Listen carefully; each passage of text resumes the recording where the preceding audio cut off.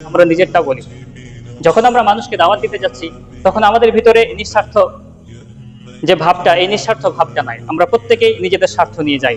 আলেম ওলামারা যখন সরকারের কাছে গেছে, তারা প্রত্যেকে স্বার্থ নিয়ে গেছে যে আমার মসজিদের এসি লাগবে বা মাদ্রাসার উন্নতি লাগবে। যখন নির্বাচন আসে তখন প্রত্যেকটা মসজিদ কমিটি, মাদ্রাসা কমিটি তারা যায় ওই সমস্ত শাসকদের কাছে, এমপি মন্ত্রী মিনিস্টারদের কাছে নিজেদের স্বার্থের জন্য।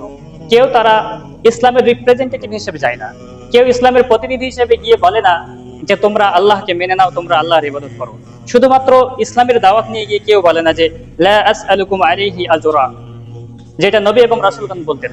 মূসা আলাইহিস সালাম ফেরাউনের কাছে গিয়ে এই কথা বলছেন যে আমি তোমার কাছে কোনো উপঢৌকন, তোমার কাছে কোনো পাতেহ চাইতে আসিনি, আমি তোমাকে দাওয়াত দিতে এসেছি। তুমি এই উপঢৌকন আমাকে ধরিয়ে দিয়ে আমার দাওয়াত বন্ধ করতে বলো না। ইব্রাহিম আলাইহিস সালাম গিয়ে এই কথা বলতেন।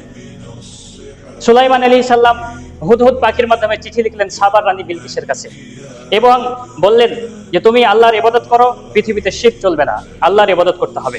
এবং সাবার রানী বিলকিস তার উত্তরে, চিঠির উত্তরে হাজার হাজার lakh lakh million million dollar এর উপঢৌকন পাথেয় পাঠালেন সুলাইমান আলাইহিস সালামের কাছে। পাল্টা প্রত্যুত্তরে সুলাইমান আলাইহিস সালাম বললেন যে লা আসআলুকুম আলাইহি আজরা, আমি তোমার কাছে কোনো প্রতিদান চাই না, তুমি যে আমাকে পাঠিয়েছো তার থেকে আরো অনেক বেশি আল্লাহ আমাকে দিয়েছে, তাই আল্লাহর ইবাদত করো, দুনিয়াতে শিরক চলবে না, শিরক থেকে দূরে সরে এসো। এভাবে নবী এবং রাসূলগণরা নিঃস্বার্থভাবে দাওয়াত দিয়েছে। কিন্তু আমরা যখন কারো কাছে দাওয়াত দিতে যাচ্ছি, আমাদের শাসকদের কাছে বা কারো কাছে, তখন আমরা প্রত্যেকেই নিজেদের স্বার্থ নিয়ে যাচ্ছি। ইসলামের রিপ্রেজেন্টেটিভ হিসেবে আমরা, ইসলামের প্রতিনিধি হিসেবে কেউ যাচ্ছে না। এটা হচ্ছে আমাদের একটা ব্যর্থতা। এরকম আরো অনেক কারণ বলতে পারবো যে কারণে আমরা মানুষকে দাওয়াত দিচ্ছি কিন্তু আমরা মানুষকে পরিবর্তন করতে পারছি না।